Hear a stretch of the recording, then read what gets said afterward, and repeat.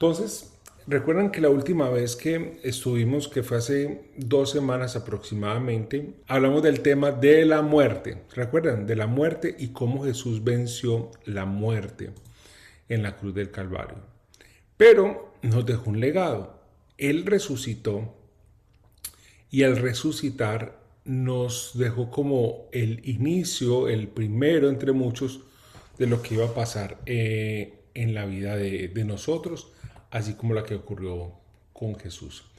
Quiero que primeramente les voy a compartir un texto, les voy a compartir dos textos del Evangelio eh, para que veamos qué ocurrió en el momento de la resurrección de Jesús. Ustedes conocen muy bien que las mujeres fueron a ver al sepulcro y vieron que no había absolutamente nadie. Mire lo que dice este texto. Lo encontramos en el Evangelio según San Lucas. Aquí vamos a encontrar ese contenido de los caminantes de Emaús. Pero dice así, vamos del versículo 36. Ya había pasado el pasaje de los caminantes de Emaús, pero en el versículo 36 dice, mientras están hablando de todo esto, pues están contando lo que ocurrió a los caminantes de Emaús, están narrando lo que vivieron, Jesús estuvo en medio de ellos y les dijo, paz a ustedes. Quedaron atónitos y asustados pensando que veían algún espíritu. Mira, eso es muy importante. Ellos pensaron que quien les estaba hablando, la naturaleza de quien les estaba hablando, digamos que la sustancia de quienes les estaba hablando era un espíritu. No era un ser humano, no era una persona, no era alguien de carne. Era algo, era un espíritu, era un neuma. Y ellos se asustaron porque vieron un espíritu que les hablaba, supuestamente. Pero él les dijo, ¿por qué se desconciertan? ¿Cómo se les ocurre pensar eso? O sea, ¿cómo se les ocurre pensar que yo soy un espíritu? Miren mis manos y mis pies, soy yo. Tóquenme y fíjense bien que un espíritu no tiene carne ni huesos como ustedes ven que yo tengo. Entonces le mostró las manos y los pies y como no acaban de creerlo por su alegría y seguían maravillados, les dijo, ¿tienen aquí algo que comer? O sea, miren que Jesús se toma el tiempo para evidenciar. Aquí voy a acabar y les voy a dar la explicación. Entonces ellos le ofrecieron un pedazo de pescado asado y una porción de miel. Él tomó y lo comió delante de ellos. Jesús dijo, todo eso se lo había dicho cuando estaba todavía con ustedes. Tenían que cumplirse todo lo que está escrito en la ley de Moisés, en los profetas y en los salmos referente a mí. Entonces les abrió la mente para que entendieran las escrituras. Miren esto es muy maravilloso y esto es muy de demasiado valor, porque Jesús se toma el tiempo de lo que ya antes había dicho, lo que iba a pasar después de la muerte, de la transformación, una antesala, un anticipo, algo que de alguna manera les había dicho, miren lo que va a pasar, fue lo que ocurrió en el monte de la transfiguración, donde estaba Elías y estaba Moisés hablando con Jesús.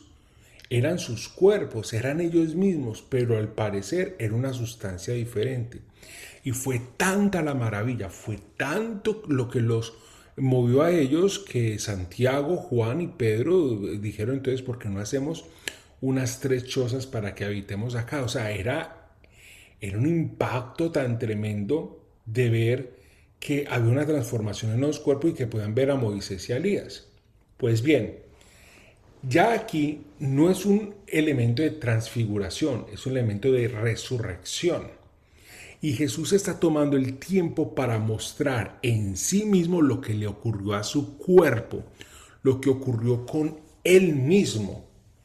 De tal manera que cuando él se presenta, Lo que comúnmente cualquiera pensará en lo que vemos en los relatos es que cuando alguien muere se le aparece un espíritu. Y algunos dicen, cuidado, que de pronto le jala las patas, como decían antes, ¿cierto?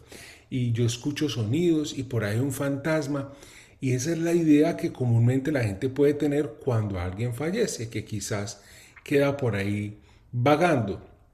Por eso cuando Jesús se les apareció, ellos pensaron que era un espíritu. Y él los reprende y dice, pero ¿cómo se les ocurre pensar eso? Miren mis manos, tóquenla. ¿Cómo puede un espíritu tener cuerpo? O sea, miren, y no va a ser el único texto que hoy los vamos a estudiar, donde pedagógicamente Jesús muestra que ha vencido la muerte y que su cuerpo manifiesta un cambio que ellos también podrán tener. Toquen.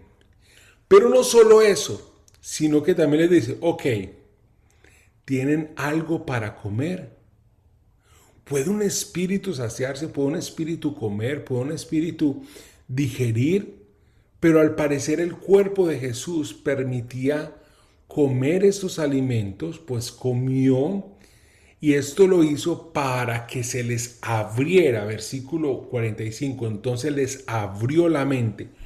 Y este momento yo creo que fue muy revelador y muy tremendo porque es esa pregunta que la humanidad siempre ha tenido. Es la pregunta que nos atormenta quizás en mucho tiempo de nuestras vidas. ¿Qué va a pasar después de esto? ¿Qué va a pasar después de la vida? ¿Quién ha venido de la muerte y nos ha mostrado esto? Aunque Jesús lo vivió, pues muchos se siguen preguntando, ¿qué viene después de la muerte? Y Jesús lo muestra en su cuerpo. Va, se presenta con ellos y come.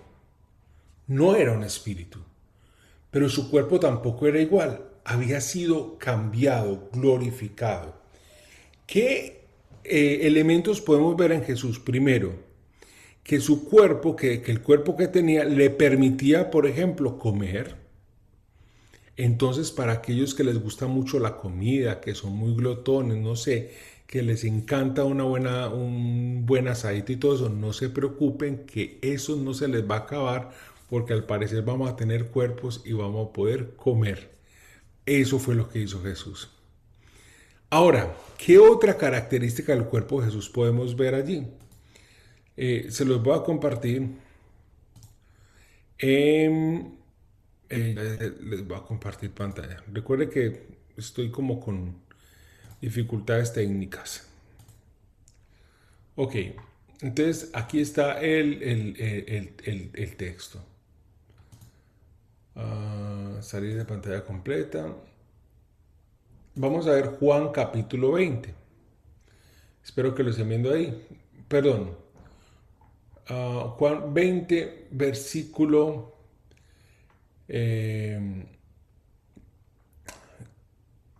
19. Vamos a ver desde el 19. Ustedes pueden ver el contexto. Al atardecer de aquel día, el primero de la semana, estando cerradas por miedo a los judíos las puertas del lugar donde se encontraban los discípulos, se presentó Jesús en medio de ellos y les dijo, paz con vosotros. Dicho esto, les mostró las manos y el costado. Los discípulos se alegraron de ver al Señor. Jesús les dijo otra vez, paz con vosotros, como el Padre me envió también, yo os envío. Dicho esto, sopló sobre ellos y les dijo, recibid el Espíritu Santo. Miren, versículo 19, ustedes que notan de extraño. Dice, al atardecer de aquel día, el primero de la semana, estando cerradas por medio de los judíos las puertas del lugar donde se encontraban los discípulos, se presentó Jesús. Estaban cerradas las puertas por donde entró Jesús. Entonces, esto significa de que el cuerpo de Jesús, porque no era un espíritu, uno dirá, un espíritu traspasa las paredes, pero este cuerpo glorificado permitía traspasar o vencer las leyes naturales, estar y pasar de un lugar a otro y presentarse a los discípulos, porque no dice en ningún momento, y Jesús tocó la puerta y entró. que le abrieron la ventana a Jesús para que él entrara. No, él se presentó. ¿Cómo se presentó si no es un espíritu? Su cuerpo es diferente. Y recuerden que cuando Jesús sube a los cielos, sube en cuerpo también. Y ellos pueden ver cómo se eleva el cuerpo de Jesús. Dicho esto, él, y siendo él el primero, tenemos que entender de que algo parecido o similar o lo mismo ocurrirá con los que vivamos, creamos en el poder de la resurrección. Ahora vamos a un tema importante. ¿Y no será esto entonces un mito? ¿No será esto una forma simbólica? Pues si fuera una forma simbólica, fuera un mito, ¿por qué otras personas, como los primeros discípulos, los primeros apóstoles, darían la vida por algo sencillamente simbólico, por un mensaje bonito? Ellos fueron testigos de la resurrección y fue tanto el impacto que no les dio miedo a morir porque ya sabían lo que venía. Cuando tú sabes que eso es lo que vas a obtener, cuando tienes la certeza de la resurrección, la muerte ya no es miedo, ya no es el monstruo grande y que pisa fuerte como la guerra de la canción aquella. La muerte ya ha sido vencida, por lo tanto los discípulos no tuvieron miedo a ser apedreados o a morir a filo de espada o inclusive torturados porque sabían cuál era el destino final, qué era lo que iba a pasar después de esto, y esto significa la resurrección de la carne. Y es un elemento importante. ¿Qué es lo que resucita? Resucita la carne. El cuerpo cambia. Por eso algunos dicen, no, se irá mi alma al cielo. Se irá mi espíritu al cielo. Pero lo que Jesús nos está mostrando es que el cuerpo hace parte de la integralidad del ser humano. No solo somos espíritu, alma, y no se desintegra de tal manera que el alma se fue por un lugar, el espíritu se fue por otro lugar y el cuerpo quedó allí. Porque Jesús resucitó y una de las muestras de la resurrección fue su cuerpo. Cuerpo transformado, cuerpo cambiado, donde ya no hay dolor, donde ya no hay muerte, donde ya no hay desesperanza. Un cuerpo en el cual podía ser tocado, palpado y podía inclusive comer y digerir alimentos, según nos muestra Jesús. Vamos a ver en la presentación que yo les preparé a ustedes cómo entonces se vivenciaría esto. Dice Pablo a la iglesia de los Filipenses en el capítulo 3, versículos 20 al 21. Nosotros somos ciudadanos del cielo y esperamos ardientemente que venga de allí nuestro Salvador, Cristo Jesús, el Señor.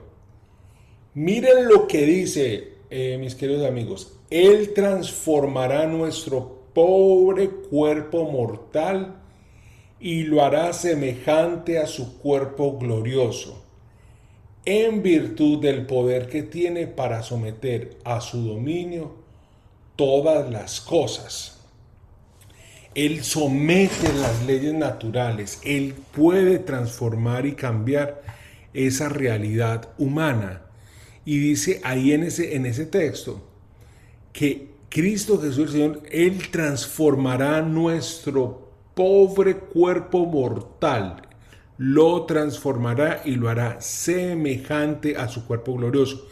Ya vimos los dos textos anteriores de qué estaba compuesto ese cuerpo glorioso, cómo se manifestaba.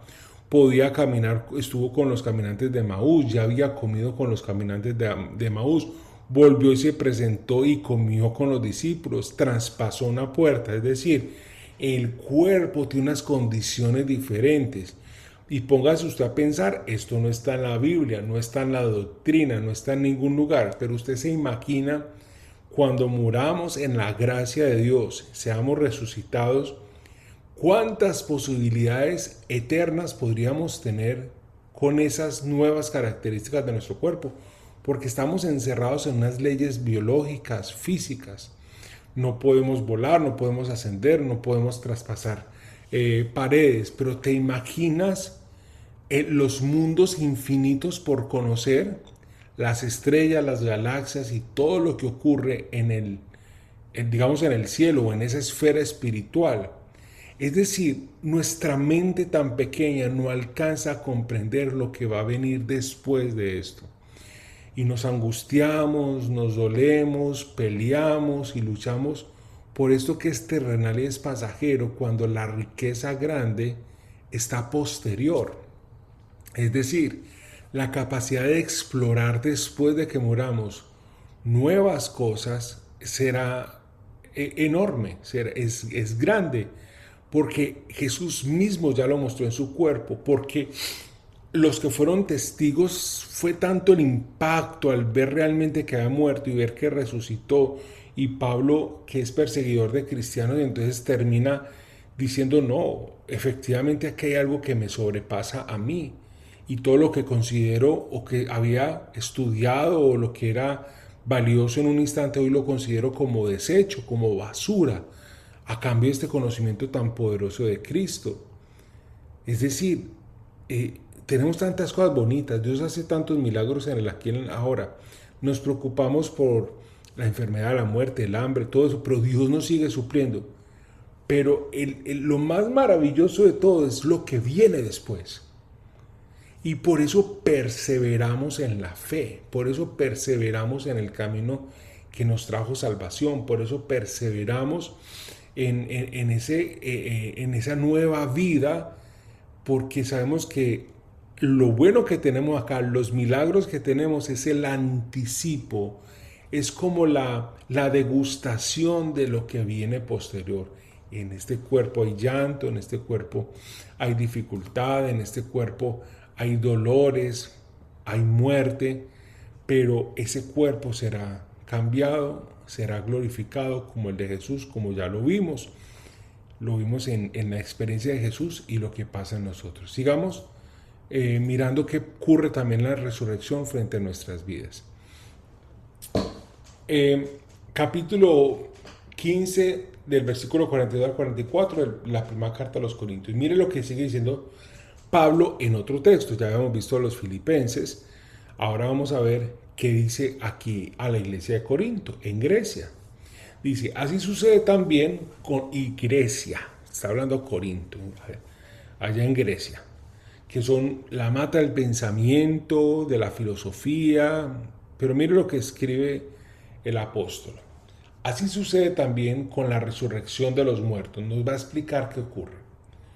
Lo que se siembra en corrupción, corrupción es aquello que se desgasta, que se muere, que se pudre, que se desecha, resucita en incorrupción.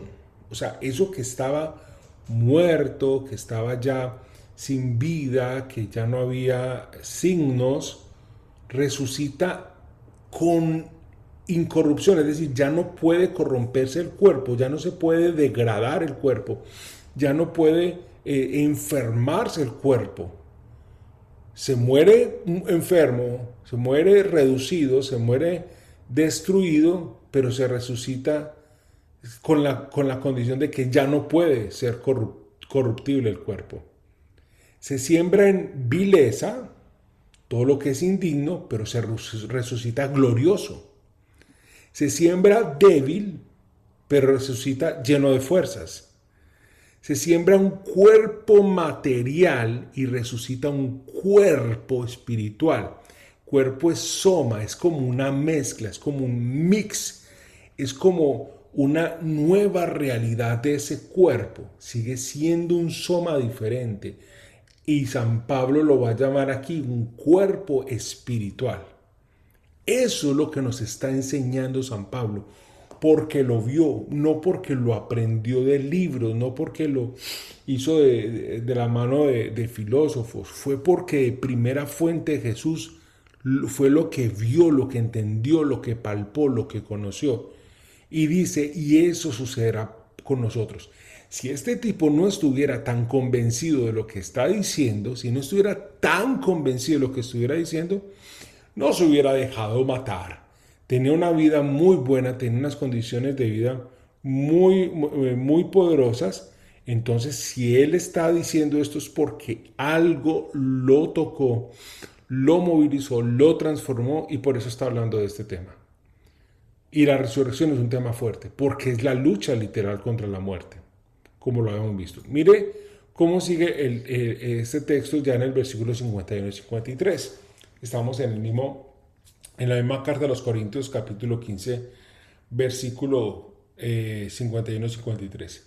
Escuchen este misterio, no todos moriremos. O sea, está hablando de que Jesús va a venir por segunda vez y quizás no todos lleguen a morir, porque Jesús vendrá en ese momento. Pero todos seremos transformados. Los que murieron y los que no murieron. En un instante, miren esto, eso es increíble. En un abrir y cerrar de ojos, cuando suene la trompeta final. Porque sonará la trompeta, los muertos resucitarán incorruptibles, lo que ya nos estaba hablando, y nosotros seremos transformados. El apóstol Pablo estaba asumiendo de que él no iba a morir, que quizás estaba muy cerca a la venida de Jesús y que lo iba a encontrar con vida. Por lo tanto, él dice, los que estén vivos no van a morir, pero van a ser transformados, tienen que ser transformados, porque este cuerpo corruptible debe revestirse de incorrupción y este cuerpo mortal debe de inmortalidad, un cuerpo que ya no puede morir, un cuerpo que no se puede calcinar, que no se puede cortar, que no se puede desmembrar, que no se puede desechar, es un cuerpo de inmortalidad. Por eso es la importancia de entender que en el camino de Dios no solo importa el espíritu, no solo importa el alma, sino también el cuidado del cuerpo, que termina diciendo la Escritura es templo del Espíritu Santo. Entonces no solo nos debemos de preocupar por cuidar nuestra vida y nuestra salud espiritual, sino también dignificar nuestro cuerpo y tratarlo como algo sagrado. Bien, sigamos aquí en Romanos 8, capítulo 8, versículo 11. Y si el espíritu de aquel que resucitó a Jesús habita en ustedes, el mismo que resucitó a Cristo dará vida también a sus cuerpos mortales por medio de su espíritu que habita en ustedes. Entonces, ¿qué nos está enseñando aquí el apóstol San Pablo? Nos está diciendo algo muy hermoso y es que fue el Espíritu Santo que habitaba en Jesús el que lo resucitó, el que obró, el que empezó a tocar esas fibras y dio una nueva vida. Ese mismo Espíritu, que nos lo dice también la Escritura, que es el anticipo de la gloria de Dios, esa presencia de Dios viva dentro de nosotros, es el que también hará que suceda lo que sucedió en Jesús en nuestras vidas. Es el Espíritu Santo el que hará que suceda eso. ¿Y por qué lo hará el Espíritu Santo? Porque Jesús hizo la obra de redención. Él hizo el trato. Él nos quitó, le quitó el poder a las potestades, a los principados que tenían sobre nosotros, que nos tenían subyugados a la muerte, al pecado y a la destrucción. Fue Jesús muriendo en la cruz que hizo el pacto, la nueva alianza en el cual recibía todos nuestros pecados, nuestro castigo. Nosotros lo aceptábamos como Señor, como Salvador. Vivíamos una vida de transformación, abríamos nuestro ser, nuestra casa a la presencia del Espíritu Santo y por ende el Espíritu Santo, el día de nuestro final, transformará nuestra corruptibilidad en incorruptibilidad.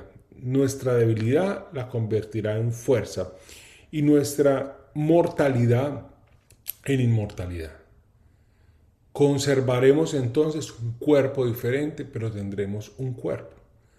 Y aunque esto está escrito hace mucho tiempo, hablar de este tipo de cosas para muchos suele ser como algo enigmático y hasta nuevo. Porque en los discursos normales que uno escucha por ahí, dice, bueno, vamos a salvar almas para el Señor. Uno escucha normalmente eso. es que las almitas del Señor, y siempre estamos pensando en el alma y las almitas, y que hay que evangelizar y hay que traer almas a Dios. Pero la realidad es que la salvación es integral. Dios salva nuestro espíritu, alma y cuerpo. Por eso San Pablo dice que pretende presentarnos incorruptibles en nuestro espíritu, alma y cuerpo. Entonces, cuando vamos y cuando compramos esa idea de solamente salvar almas, pues llevamos el Evangelio y ya. Pero se nos olvida que las personas a las cuales queremos salvar o hacer partícipes de la salvación tienen hambre. Y se nos olvida que esos cuerpos se alimentan, comen y necesitan de ese sustento. O que tienen frío y que necesitan abrigo. O que tienen heridas y necesitan ser sanados y curados y prestarle la emergencia o los servicios médicos posibles. O que tienen sueño y están cansados y necesitan descansar. Sus cuerpos están agotados y por eso necesitan un lugar, una manta, un techo para poder descansar y poder volver otra vez a tomar energía. Porque el misterio de Dios tiene que ver también con que Él nos dio un cuerpo y que ese cuerpo es santo y que el cuerpo importa también. Ahí nos empieza a cambiar otro la realidad. Y vamos viendo el Evangelio de una manera integral. Y es tan importante evangelizar como es tan importante también poner manos a la obra y servir o ayudar o proveer al que no lo tiene. Porque el cuerpo también es importante. De hecho, nos lo está diciendo San Pablo. Sigamos entonces en esta hermosa experiencia de saber cómo podría ser, qué es lo que va a ocurrir en nuestros cuerpos en ese tiempo tan anhelado y tan esperado de la resurrección. Quiero tocar el último texto de hoy. Dice así. Juan capítulo 5, versículo 28 al versículo 29. No se asombren de esto, porque viene la hora en que todos los que están en el sepulcro oirán su voz.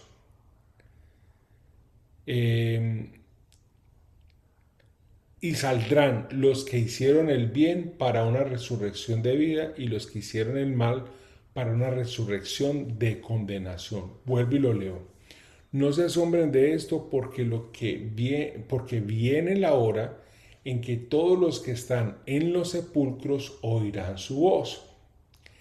Y saldrán los que hicieron el bien para una resurrección de vida y los que hicieron el mal para una resurrección de condenación. ¡Wow! O sea, que los que están en el sepulcro son las personas, obviamente, que han muerto y que están en espera de un juicio, de que se resuelva su caso.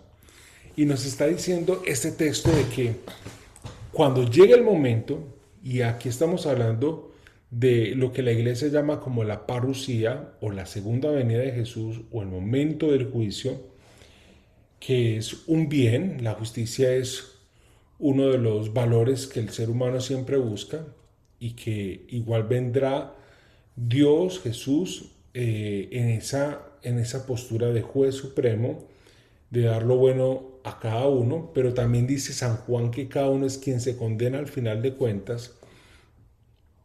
Y dice que en aquel momento oirán del sepulcro. Algo se activará en el sepulcro.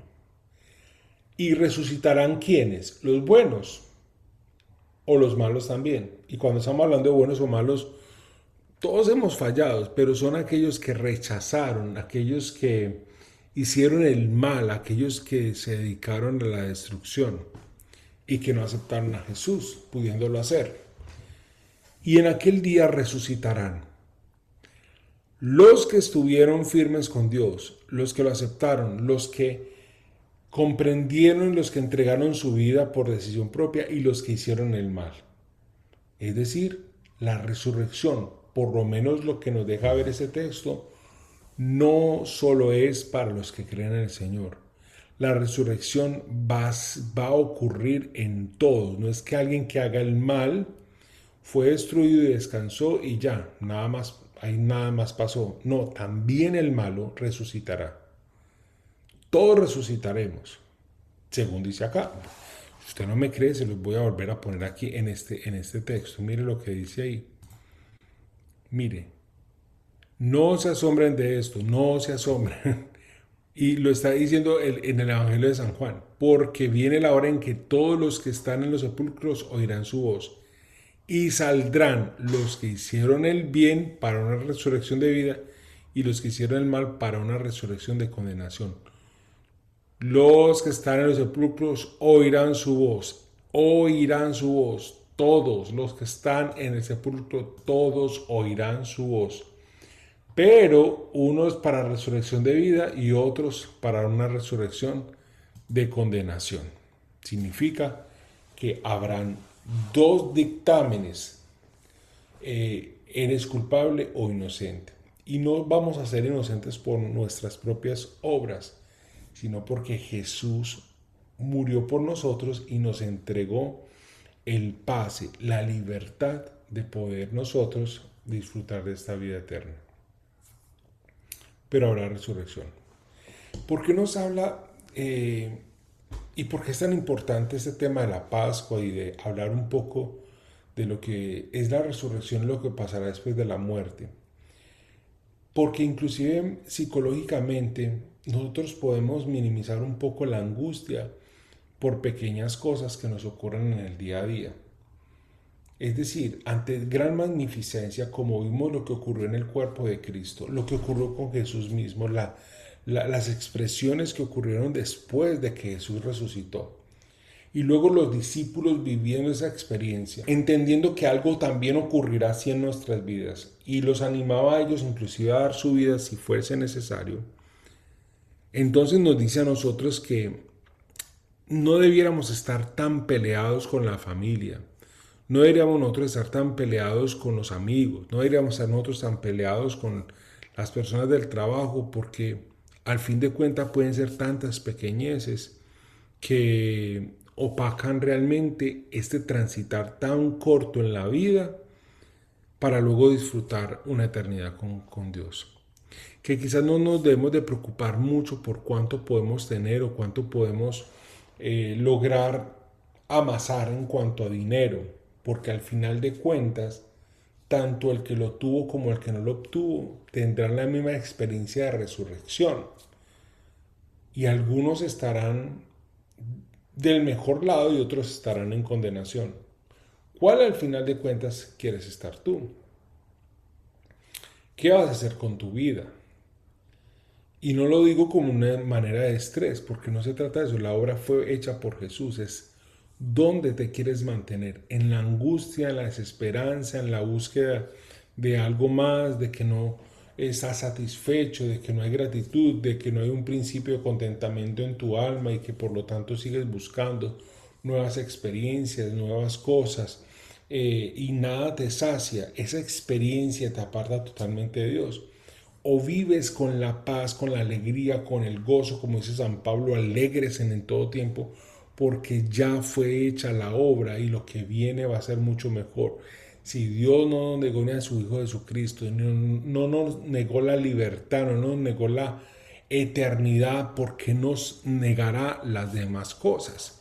Es el espíritu de San Pablo cuando nos lo expresa. Entonces hoy yo quiero de alguna manera como esto en mí hace clic, y qué bueno que en ti hiciera clic, y esto es tan pasajero, pero lo que viene es tan eterno, no es pasajero, es eterno, que todo lo que hagamos acá serán cosechas, serán siembras que podamos hacer para la eternidad. ¿Qué vamos a hacer tú y yo para sembrar en esa eternidad? ¿Qué estamos haciendo para hacer de que la obra de Dios funcione, se siga extendiendo y yo pueda hacer luz, un luminar para la vida de otros mientras estoy en la tierra? Vamos a orar, ¿está bien? Vamos a entregarle esto a Dios. Felices Pascuas, y creo que si entendemos bien este mensaje, hay mucha alegría y gozo ante la resurrección, que es el paso de la muerte a la vida. Es esa Pascua de libertad.